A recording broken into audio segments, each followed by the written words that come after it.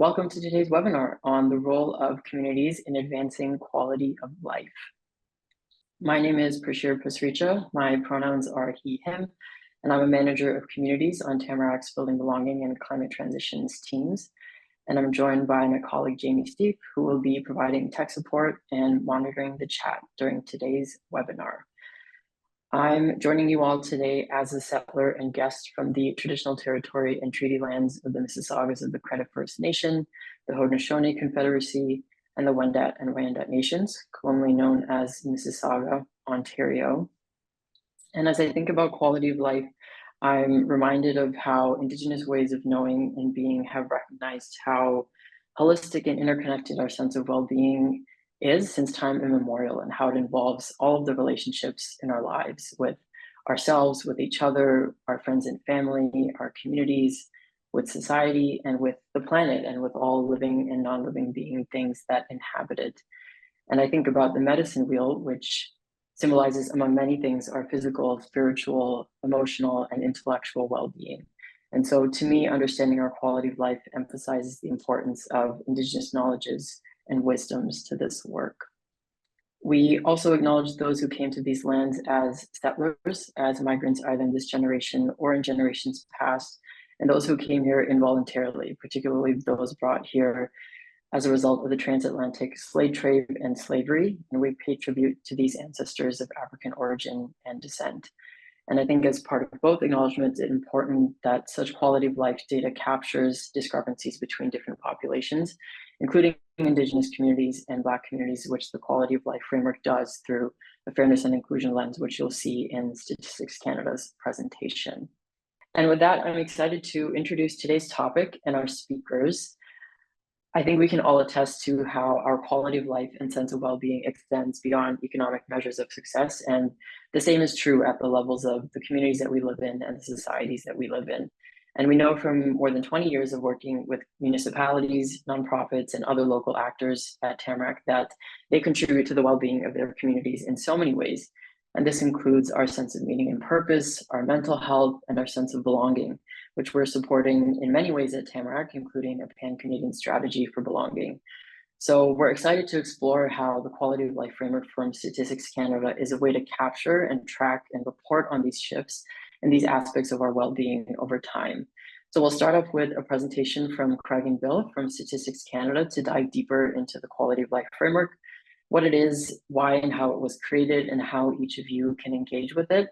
And then we'll turn to Heather Keam at Tamarack on how we've seen our networks at Tamarack advance well-being and make community essential. And I'll just go through a quick few bios.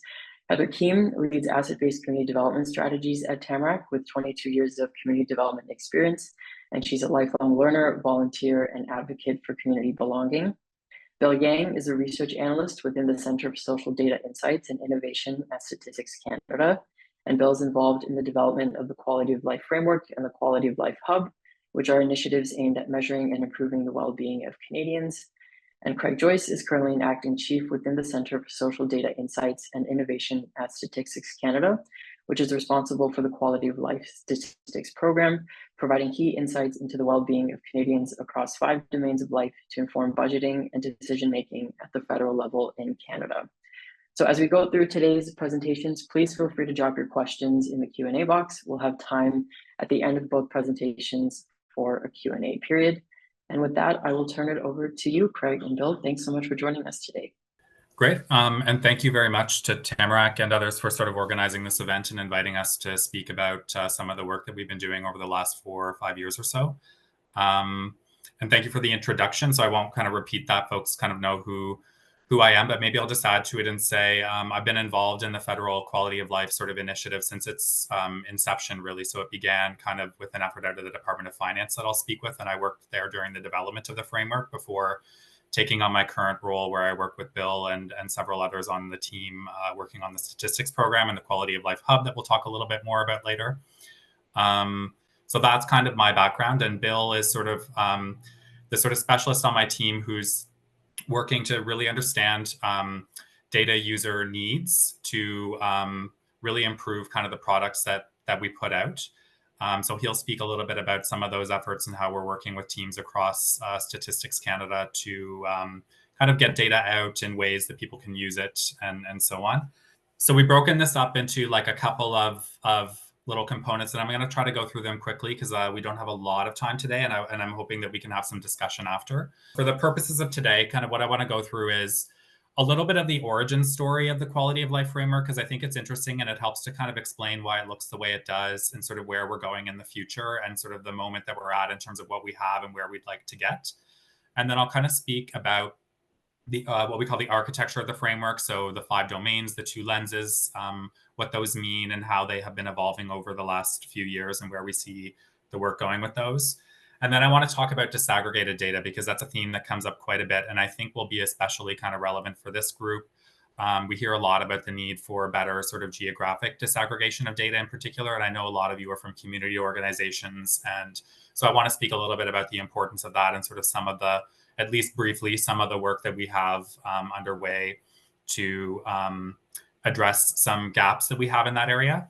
And then I'm going to hand it over to Bill, and he's going to walk through some of the key resources that we have, in particular, the Quality of Life Hub, which is really sort of our central tool that is sort of like the sort of crown jewel of the work that we put out, but also some other things that support that, that speak to sort of various other needs and kind of complement the tool that we put out through the hub.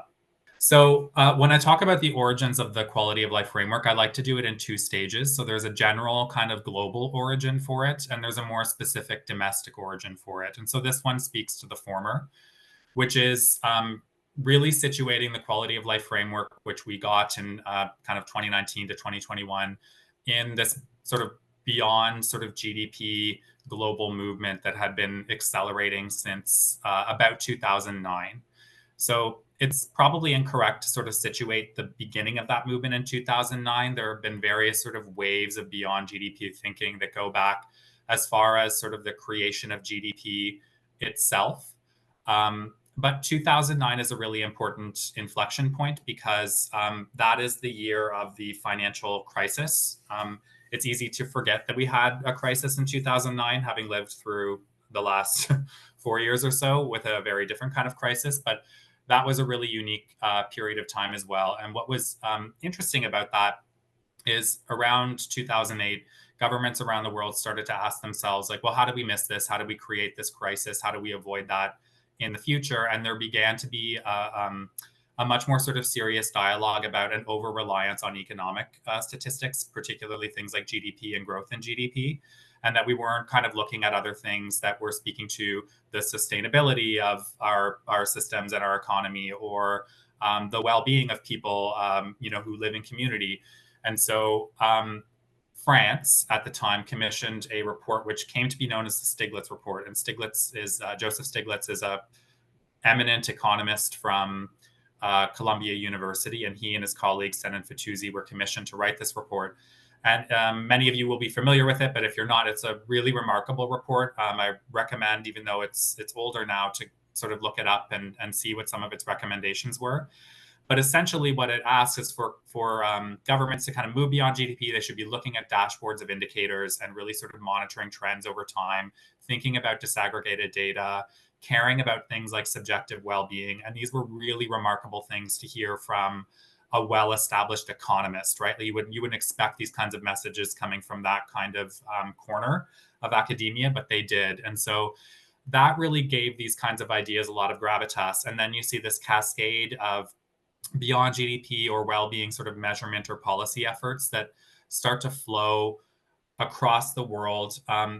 Very early on within the OECD, they launched their Better Life Initiative, which I think most people will be familiar with, where they rank countries, OECD member countries, on like a dashboard of metrics that they put together. And that initiative inspired particularly the OECD family of nations to come up with their own approaches, right? And so you see the UK being a really early adopter of this. They have a measuring national well-being program that we're really inspired by at Statistics Canada, where they're measuring subjective well-being kind of quarterly in the same kind of cadence that they measure GDP, which is really significant and symbolic. And you have, leading up to 2019, where you might remember this, you might not, but New Zealand released what they called their well-being budget when they had their previous government in power. And that same year, we received a mandate letter to sort of kind of answer this global call to move beyond GDP. So we'll move ahead, which is sort of the more domestic origin. So these are a series of mandate letter commitments that we received federally. For those who aren't Canadian or don't work at the federal level, mandate letters are letters that are issued from the Prime Minister to each of his cabinet ministers, which outline the priorities that he wants he or she, and in this case it's he, that minister to undertake during that period of time for that mandate, right? And so prior to 2015, when the current Liberal government came into power, those were secret. We did not see them. Even federal public servants didn't see them, but they were made public in 2015. And so now we can read them. And so in 2019, the then sort of Associate Minister of Finance was given a mandate letter commitment to better integrate quality of life measurements into budgeting and government decision-making.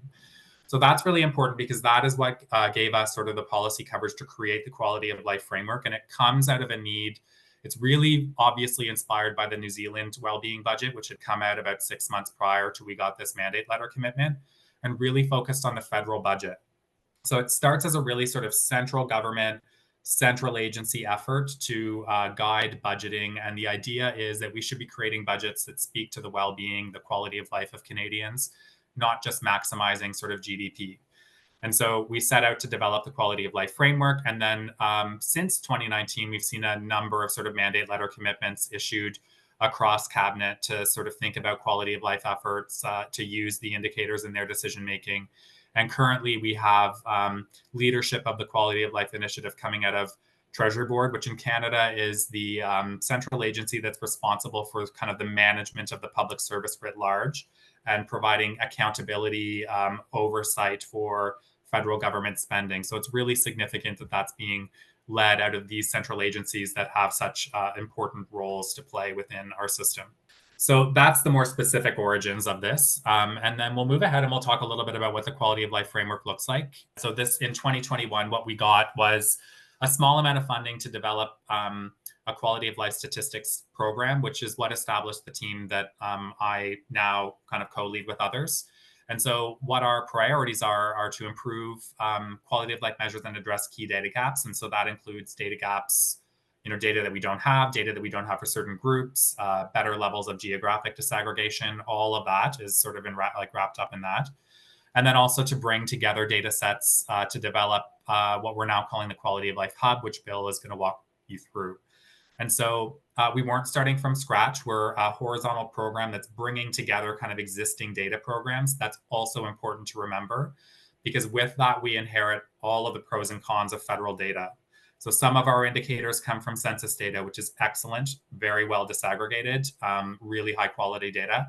Others come from household surveys, which might have smaller sample sizes, which don't disaggregate as well. And so part of the challenge that we have is we pulled everything together. So now we're kind of taking a look at sort of what we have, what gaps are left, how do we prioritize those and sort of do better in terms of data availability where we don't have the levels of disaggregation that we might like to have. So you can read more about the early days of the initiative through this paper that's linked here. Would encourage you to do so if you're interested in learning more. But let's jump ahead and we'll talk about the architecture of the framework. So essentially the framework, it looks today as it does as it was released in 2021, budget 2021. It's a framework of 84 indicators, which we've organized into these 5 domains, which we call prosperity, health, society, environment, and good governance. So, and wrapped around that are what we call 2 cross-cutting lenses, fairness and inclusion, which is an expression of what we call gender-based analysis plus in Canada. And the sort of philosophy behind that is like, in a country like Canada, it's incredibly diverse and getting more so. We cannot rely on population level averages. I was just actually in Iceland at the WeGo conference, where lots of sort of small European nations are sort of moving in this direction. And they have really homogenous populations that are getting more kind of diverse. And they're really, really interested in what countries like Canada are doing around getting at disaggregated data, because all over the world, with migration, immigration patterns, and the way that people are flowing, societies that have been relatively homogenous are getting more diverse. And we're really sort of a little bit ahead of the game in terms of how we think about this, because we have always had a society that's been like more sort of diverse, and we've had to sort of deal with that in ways that others haven't. And so that's not to say that we're perfect at that. We're far from it. But we have a way of thinking about it and sort of aspirations that others really look to emulate. And then the other lens is around sustainability and resilience, which is meant to sort of get at long-term trajectories of outcomes. So the 84 outcomes that we measure, how do they fare over the long term? But we also kind of want to look at the risk and protective factors that support good outcomes over the long term, right? So like, how do we build resilient societies? So for example, when a pandemic hits, like, how do we make sure that there isn't a gender divide in terms of how the impacts of that are felt, right? Or that there isn't a disproportionate burden placed on certain ethnic or racial groups that are part of our society, because that was the case and it shouldn't be in an inclusive society. And so the sustainability and resilience lens is kind of meant to get at those kinds of dynamics. It's not just about long-term outcomes. It's not just about the environment. It's about building resilient societies that can withstand shocks in an equitable way. So the indicators themselves, there are 84 of them. We have 20 of them that we use as headline indicators, which are on the front page of the hub. And you can see those on the left-hand side. And we have two, what we call sort of like overarching indicators of subjective well-being, which are life satisfaction and sense of meaning and purpose. And the way that I like to think of those are measures of like experienced and eudaimonic well-being as determined by people themselves. They report their own quality of life. And then we can use the indicators in the framework to understand what's generating people's sense of life satisfaction or their sense of meaning and purpose in their lives. What are the things that are contributing or detracting to that? So I see all the indicators in the framework as the determinants of these measures of subjective well-being, which are what people sort of self-report. So that's the architecture of the framework. If we can bump ahead, the next slide is something you can download from the hub itself. It's what we call the placemat, and it's just a summary of all the indicators and how they're organized into the domains. I will note part of what my team is responsible for is biennial reviews of the indicators. So we're at the tail end of the first one of those. And so we may shift some of these indicators and update them in the autumn. So some label names might change to make them a little bit more conceptually clear. But in general, these are the indicators that we will continue to have with a few minor changes in the autumn. And then we'll bump ahead to the next slide, where I want to talk a little bit about our efforts around disaggregated data, because we get a lot of questions about this. So I've already kind of alluded to some of the limitations that we have. So because we're a federal initiative and we started from central government, and because our resources were to bring together existing data sets for the most part, we did have a small budget to fill some quality of life data gaps, but not very much. We have inherited all of the limits that come with federal data sets. And that really depends on the nature of the data. So if you click through the hub, you will see that some indicators draw on the census, which is great in those cases. Others on household surveys, which often have really big sample sizes and give us a lot of disaggregation. Others on smaller household surveys. Increasingly, we're looking to administrative data because we, like many national statistical offices, are worried about like collection costs and over relying on household surveys. So we're looking to diversify the types of data that we use. And so we're trying to think about the ways that we can sort of improve levels of disaggregation where we have gaps. And one of the things that we hear more and more and more as years go by is the greater need in particular for geographic disaggregation of data. So that's a real important focus for us right now, because we hear a lot, not just from communities, but even other federal departments really want to know what's going on at the community level. And that's really important because when we look at sort of the evidence around life satisfaction, for example, the local looms really large in people's minds, right? Things, determinants that are close to you, like your families, your friends, the assets that you have in your community, they are disproportionately important to our sense of life satisfaction relative to others in a general way. So we really need to pay attention to sort of what's happening at communities, which is why I'm really happy to have this discussion, because we're sort of starting at the top down and we're trying to do the best we can to sort of get to community levels, but haven't in all cases. And so there's an opportunity for us to kind of work from the bottom up to sort of meet in the middle and sort of meet data gaps in creative ways through partnerships. And so that's part of what we want to enable with the hub. So if you're familiar with the hub, and I don't want to talk too much to what Bill will speak to, we include a lot of metadata around the indicators that we have. So you can go to the hub, click on an indicator and see what are the questions that we ask. And the idea there is that we want community groups to be sort of kind of coming around a common set of measures so that we can start to, over time, create some comparability between communities, because that's where we really unlock the value of data. There are some things that are really unique to communities, but where there are things that are comparable across, we really want to facilitate as much as we can sort of opportunities to create data that can be compared so that we can see, how people are doing in a relative sense. And that really helps sort of target policy interventions. So I think we can skip ahead. I just had one last slide, which is around our priorities, but I've already spoken. I'm going to speak very quickly to this, which is some of the international work that we're doing, because I think it's really interesting and lends a bit of gravitas to this. So a lot of these efforts have been domestic efforts, but one of the things that we're noticing at StatCan is increasingly the United Nations Statistical Commission is getting really interested in the work that we're doing around quality of life. All the countries like Canada that have been doing these multidimensional well-being quality of life measurement efforts.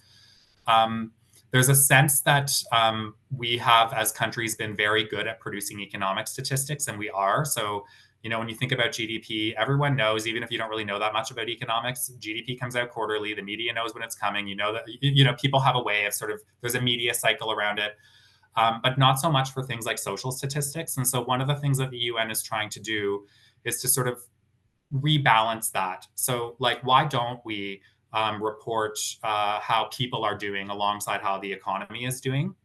And so Canada is actually part of a group that's leading efforts around sort of standardizing social statistics and demographic statistics.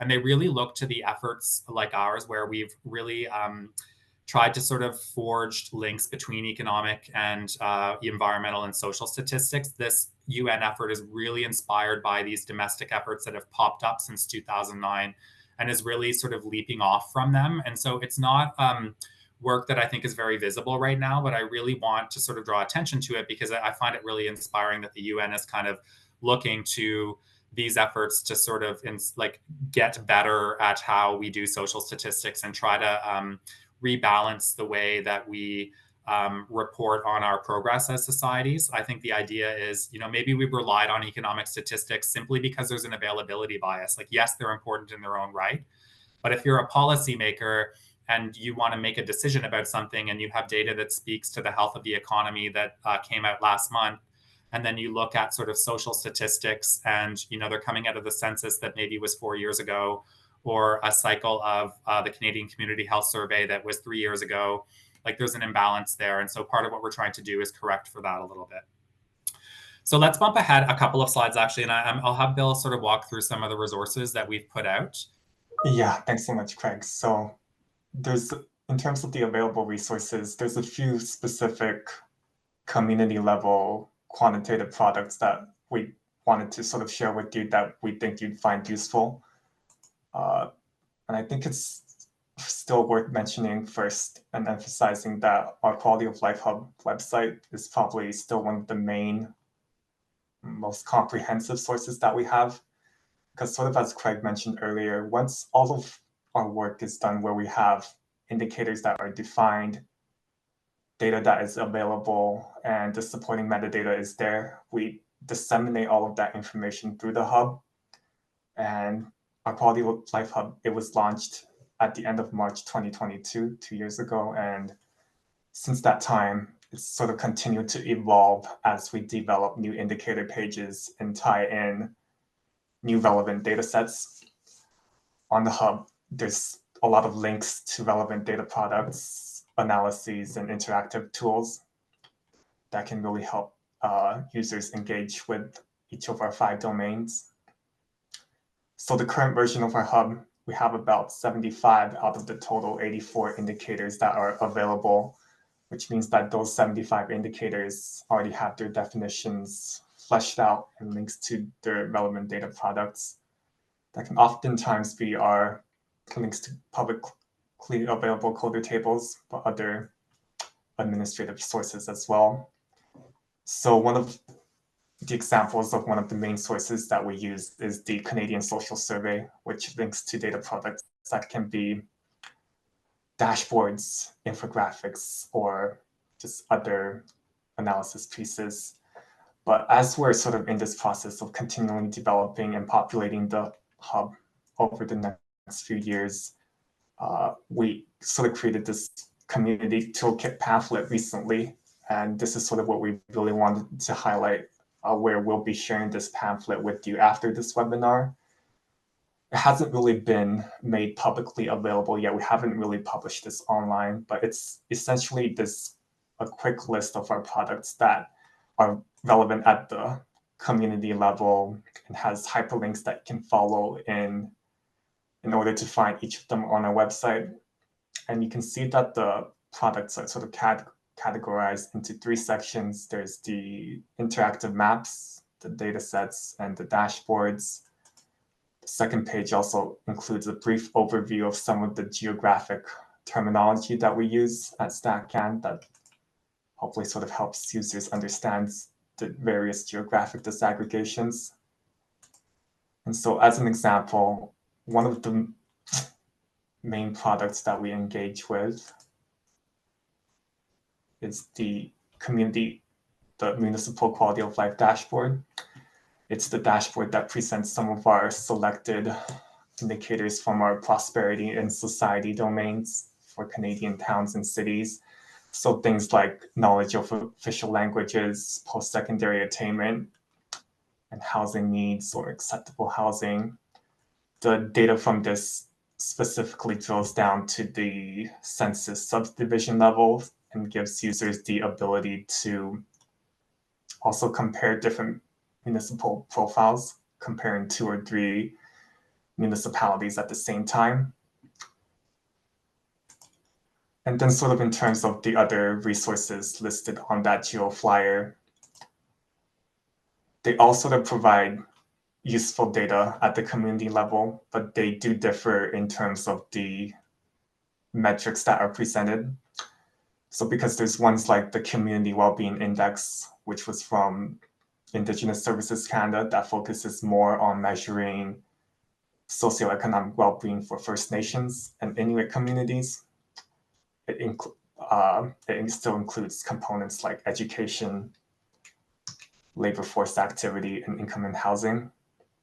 Sorry, just seeing if I can go back to the previous slide. Okay, but what I was going to mention was that there's then other resources like the Canadian Index of Multiple Deprivation that's more focused on inequalities and looks at things like residential instability, economic dependency, and situational vulnerability to sort of really understand inequalities in various measures of health and social well-being. And then finally, there's also a few interactive maps like the Rural Data Map Viewer that allows users to sort of highlight areas directly on the map that they're interested in to sort of get relevant statistics that way.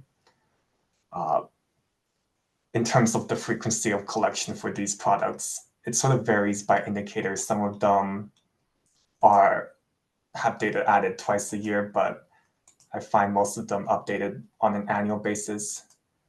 So definitely feel free to have a look through that pamphlet after this webinar. Hopefully that sort of helped provided some information about our quality of life framework and some of the helpful resources at the community level we're able to share. We have our contact info listed here in case any of you want to follow up or have any feedback. But I think I can pass it off to Heather then for her portion of the presentation. Thank you, Bill and Craig. Before I kind of jump into this, I just wanted to say how excited I'm here, excited to be here today. I looked through the list of people who showed up, and we have such a diverse group of people from grassroots to organizations to all level of government. And all of you play a vital role in community. And thank you so much for coming here and learning about the quality of life. We have some people on the call who are not familiar with the quality of life framework, some knowledge about it, and learning or diving into it. And so thank you so much for coming here today. As someone who was 13 years of public health and over 20 years in community, I was really thrilled to find the quality of life. I feel like I found the jackpot because it's well laid out. Is it perfect? No, I don't think there's any kind of set of data or frameworks out there that are perfect. But it was, for me, a game changer. And I think this will be a game changer for local communities who struggle to identify indicators and evaluate their community work. And so I think it's going to be a great tool so that we can also compare apples to apples and kind of benchmark and where do we sit versus others. And so what I'm going to do now is kind of ground this work and in community and how we're seeing this come up in community. So here at Tamarack, we do know that community serves as the foundations where individuals' well-being flourish, integrating strategies across various sectors to enhance the quality of life. As the asset-based community development lead, we know that communities and the people who live in them have a very, very important role to play in health and in well-being. And we call them the 9 functions of community. And we describe them as health, security, the economy, food production, care, the natural caring, not paid care, but natural caring, inclusiveness, celebration, ecology, and raising our children. And so when we think about that and the quality of life, there's overlaps. And I date myself because I say about overhead sheets and overhead and layering. And as I go about my presentation, you're going to see that a lot of the work happening at the community level really does overlap with the quality of life framework. So there are various communities, and I actually see in the chat box somebody talked about Engage Nova Scotia. So there's various initiatives that are happening at the community level, such as Engage Nova Scotia, Vibrant Communities, the Canadian Index of Wellbeing, the Community Foundations of Canada Vital Signs. And they've been playing a very pivotal role in quantifying and understanding community impact on well-being. And these frameworks provide tools and metrics that communities can use to track and enhance their contributions to well-being over time. The quality of life framework also acts as unifying or providing a common language for communities to assess the broader impacts of well-being. And it also offers well-tested questions and methodologies to help communities to measure and improve their effectiveness in promoting well-being. And I always say, why recreate the wheel? Here are some questions that have been validated and that can be asked at the local level. And then lastly, the framework will support communities in reflecting on their roles and responsibilities in enhancing well-being. And it can also provide a structured approach to foster collaboration and innovation across the sectors for sustainable community development. So the next slide is talking about Tamarack. And at Tamarack, we have 4 practice areas: communities building youth futures, communities climate transition, communities building belonging, and communities ending poverty. And within them, there are amazing folks who are working at the community level all across Canada. And the communities within the network are effectively driving positive outcomes across all the domains of well-being, including the physical health, the education, the employment, and social inclusion. These efforts are enhancing the life satisfaction and fostering a sense of meaning and purpose among residents. And I have to say, I love the sense of meaning and purpose, because sense of meaning and purpose is what gives people the drive to participate and to change. So thank you for including that into the framework. Our initial research into the networks that are part of Vibrant Communities is that place-based partnerships they directly contribute to 48 indicators of the quality of life. And these indicators cover a wide range of factors from economy stability, healthcare access, environmental stability, and community engagement. And many partnerships within the Vibrant Communities networks are catalyzing significant systems change at both the regional and the national levels by collaborating across sectors and leveraging community insights. These partnerships are driving policy reform, infrastructure improvements, and social innovation that benefit communities at large. So the next 3 slides are just some very quick examples. I'm going to start off with the Communities Building Youth Futures practice area. And they worked with 20 youth they worked with 20 youth-led groups who identified 6 themes that would improve employment outcomes for youth. And as you can see, these 6 themes, employment and mentorship, accessible education, identity and social connections, holistic health and well-being, youth engagement and leadership, and servicing navigation and accessing supports nicely align with what's in the quality of life framework. The next example is in the Yukon. And the Yukon Territorial Youth Strategy was developed with 50 plus collective members across governments, education, employment, the youth employment sector, and more than 1,500 young people. And they were dedicated to working collaboratively to ensure that all Yukon youth have a sense of belonging through the territory. The strategy focuses on ensuring young people feel empowered, have a positive sense of self and their future, the mutual caring and fulfilling relationships, and feel connected to and supported by their family, the community, and the land. So working with their collective membership, they developed 37 calls to action across 6 interconnected priority areas, or you can call them domains, that drive their quality of life. And again, as you can see in the slide there, the 6 areas do overlap nicely with the priority areas of the framework: health, good government, society, prosperity, and involvement. And the last community example, this one's near and dear to my heart, is the impacts from making community essential and belonging essential. And so communities are really, really pivotal in tackling the underlying issues of loneliness and disconnection. They provide the ideal platform to foster meaningful connections and support networks that promote well-being.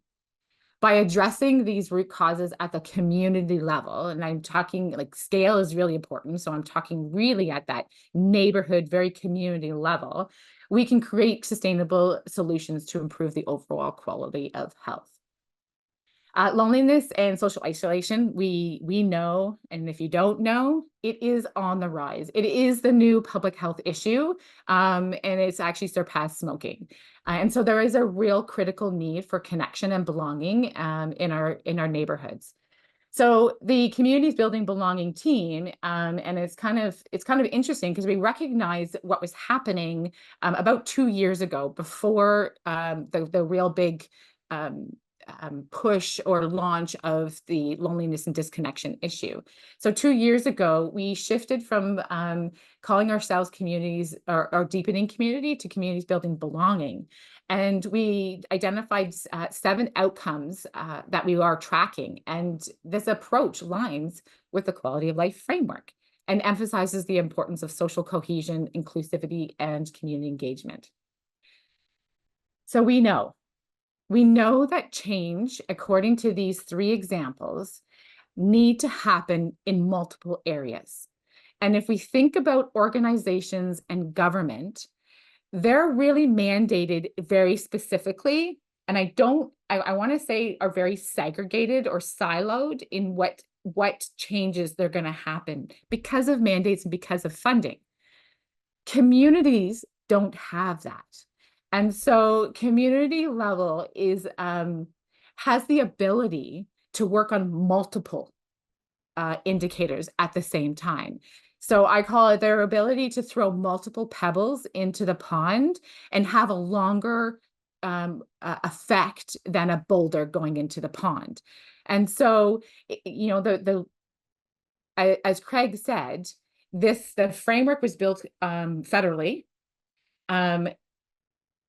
These last three examples are really showing the importance of local. And then how can we, knowing that we're doing amazing work locally and shifting indicators and policies, how can we meet in the middle? And how can we both benefit from each other's work? In a recent article that we wrote, co-wrote with Lisa Helps, and I'm just going to end with this because I just truly believe it, that communities will be the superhero in our health and well-being, and the importance of community in sustainable and making change at the local level. So we'll just have a Q&A session now, and just taking a look at the questions in the Q&A box and the chat. Maybe we can start with Jorge's questions. I saw one came in around who you consider as the main user of this framework. Is it policymakers? And what about citizens? How can this be translated so that the average person can use it for their own decision making? So I'll turn it to you, Bill and Craig, if you have any thoughts on that.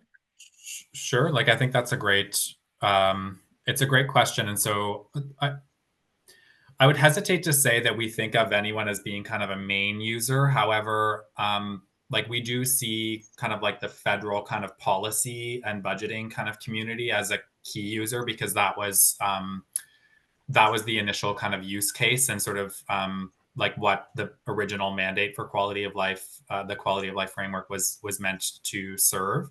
So it does have a layer of like, it's meant to be a policy making tool, and particularly for federal policy making. And so we're probably unusual within Statistics Canada, but we meet with central agencies like on a weekly basis. We have a standing meeting to make sure that we're really well coordinated with things like the budget process and all of the accountability functions that Treasury Board Secretariat kind of oversees, to make sure that the framework is useful in those contexts, that policymakers understand what it is and how they're meant to use it, that the indicators are the right ones, that we have data disaggregated at the right level or plans to do so to serve those purposes. So we do put a lot of effort into sort of the federal piece, but the thing about this being sort of a funded program within Statistics Canada is that we're not a federal statistical agency, we're a national statistical agency, and we're meant to serve like the nation and not just the federal government. And so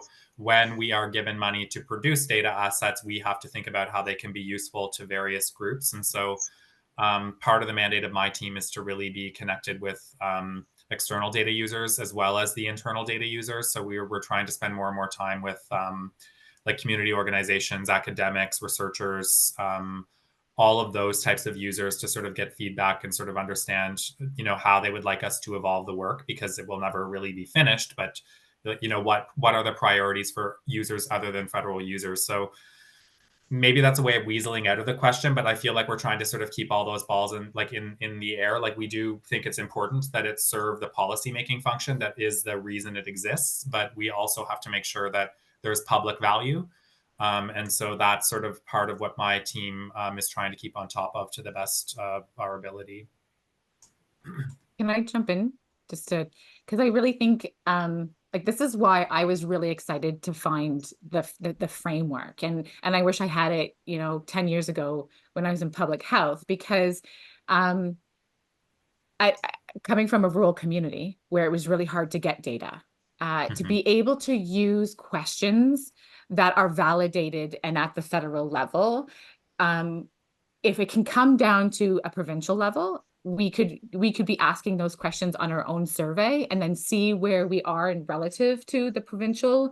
It's always nice to see where you're at. Are we better off? Like, are we are we going in a right direction? You know, where are we in terms of, it'd be nice to go down to more county level, but you know, so it's those one, like, that's one way of being able to use this and translate it down to the local level, because I know we don't have locally, and as a volunteer, don't have the knowledge, right? So to be able to just use somebody else's questions and being able to compare for that. So that's kind of why I'm really excited. Awesome. Thanks, Craig and Heather. I'll just turn to the next question from Dawn, who's from a Crown Corp in BC that funds adults with developmental disabilities. And they've been collecting this quality of life data for the last decade or so, and are especially interested in how to gather this data from folks who may not be able to do a traditional survey or interview for whatever reason. If they're nonverbal folks, maybe it's hard to reach them, or people who are not trusting of the government collecting data. So Chris, if you have any thoughts on any of those scenarios. I am probably not the best person to sort of answer like how we deal with those situations, because our program is not it's not like an operational program in the sense that we're running a survey and we have like an arm of our program that does collection. So we rely on the data producers across StatCan to do that. And so there are policies and procedures around how we do that. There's a lot of work that's done in our methodology division to make sure that when we produce an estimate for an indicator, for a variable, that it is truly nationally representative, and that where it's not, there are the appropriate caveats sort of communicated with that so that it can be interpreted appropriately. So there's a lot of work that happens sort of in that part of the agency to make sure that those things are covered off. But there's a part of your question that is something that I have been chewing on myself, which is one of the really important quality of life issues that we're hearing a lot about right now is the trust family of indicators, trust in institutions, misinformation, and sort of the sort of flow-on impacts that these kinds of things are having on our quality of life all across Canada. And we, like many national statistical organizations, are also we're all experiencing the same phenomenon all around the world, which is declining response rates to household surveys. And so when I think about that issue, and I think about declining household response rates, what I believe is that we're probably missing a chunk of people who are the least trusting, right? Like if you don't trust institutions, you're probably not going to answer like a Government of Canada, like a Statistics Canada survey, right? And so we're aware of that. And that's why we're getting more and more interested in things like administrative data or alternative data sources. When it comes to misinformation, you cannot ask people about misinformation that they're consuming, because they don't consume it as misinformation. They consume it as information. They cannot answer that question. And so like a survey won't answer that. And so we are really like sort of the next iteration of our program is getting beyond surveys because of these issues. And that may also sort of open up opportunities for other folks who may have like less ability to respond to surveys. Because we might be relying more and more on administrative data sets where we might more easily capture their kind of experiences. However, like that doesn't get at subjective well-being in the way that we want. So we need the right mix of subjective and admin data to sort of get at these issues. But you're touching on a really sort of relevant issue that we're also concerned about and trying to sort of problem solve for, but I don't think we have all the answers to that yet. And I think, Craig, when you're talking about, this is where the meeting in the middle discussion comes in, right? So my famous saying, it's not my quote, but I say it all the time, is when you've seen one community, you've only seen one community. And so when you're working with your target area, you know best on how to gather that data. And so it might be kitchen conversations. It might be graffiti walls with questions on it. It might be drawing. It's however, but I think what the big thing is the consistency of the question. It's not so much the way you gather it. Now, I'm sure probably statistics folks are cringing right now because I'm saying it's not necessarily the way you gather it. However, we have to understand that at the community level, things are very different. They're very diverse, they're very different in the way you do things. And so that meeting in the middle, I think, is a really important discussion. We don't have the answers right now, but I think that like this webinar is starting that conversation. Because normally the data that's collected is up here and we just take it and we use it, right? We're now seeing how do we gather it and take it and use it and mold it to be the middle. I don't know if I'm making sense here, but this is sort of what I'm pondering. Awesome. Thanks, Craig and Heather. I think I'll just turn to a couple questions and try to bring them together. One was from an anonymous attendee in the Q&A box, which was, how can communities use the existing quality of life index to help track social well-being and inclusion in their own areas? And are there plans to help make tools to help groups do this more effectively. And I think that relates to a question that Danielle had in the chat around if there can be a call to action from the national or federal level to the municipal level data collection and community belonging work. So yeah, I guess just the general topic of how on a local level, folks can start tracking some of this information and whether there's any support or resources to help do that. Yeah, so I think we're trying to build toward that with the hub. And so one of the things that we hope that the hub will do is, as Heather has sort of already observed, give people the questions that they could ask. So when you see a question attached to an indicator on the Quality of Life Hub, that is a question that has been through Statistics Canada's processes, right? And so there is a rigorous process of qualitative and quantitative testing of these. They often comply where they exist with global standards for measurement in that area that we get through multilateral organizations like the UN. So these are not often things that we have just made up, right? Like they're they look simple, but there's a lot of work that goes into getting to simple. And so the reason why we built the hub the way that we did is so that we could make that metadata available, so that at least as you're building surveys and tools that you're doing locally, where you want to get at these concepts, you can do so with sort of the benefit of the work that Statistics Canada has already done to clarify those concepts from a measurement perspective. There are other things that need to be considered in surveys, like sample size and all of that sort of stuff. So there's not a lot that helps you with those issues. But in terms of content development, the hub is a great resource for that, and we hope to improve it in that way. The other thing that we're trying to do is make the hub more interactive. And so there's a mapping tool on there that we didn't show you today, but I've mentioned we're really, really interested in, for multiple reasons, at getting at lower levels of geography wherever we can. And we want visualization tools. There are already some on there, but they're still a little bit high level. And so we want to sort of continuously improve them so that we can get like mapping social, environmental, economic data, so that you can kind of see what does well-being look like in a specific geographic area? How are its determinants evolving? What are the sort of strengths and weaknesses, if for lack of a better term, like in a particular area that might point to priorities for intervention? So the hub will have over time like more mapping tools, and we're making those with a view to sort of help community organizations, local governments, sort of with their own planning, and making the data just more like just accessible, like with clicking buttons and tools that you can manipulate on the hub. The other thing I want to add to is that, like in our local work and working with members, we feel the need that we have to have our recreate the wheel. And we create our own questions, and I'm like, why reprove what's already proven, and spend time on creating new questions. Invest your time on understanding your community and using questions that are already validated. So again, going back to that super hyper local level, this is like a game changer, because you don't have to go out and seek it. Here it is here. And the hard work is, how are we going to get the responses?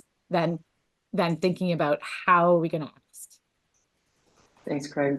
Another, I'm just conscious of time, so maybe a bit of rapid fire, just combining a couple questions from the chat and then Carrie's question. And Jorge, I saw you had a second question, just trying to get to everyone who had one, and then if we have time, I'll jump back to that. But I know there are a couple questions in the chat around the provincial level. So from Megan around whether there's been done any work been done with provincial initiatives such as Engage Nova Scotia, and then also from Colleen on, just trying to find it in the chat.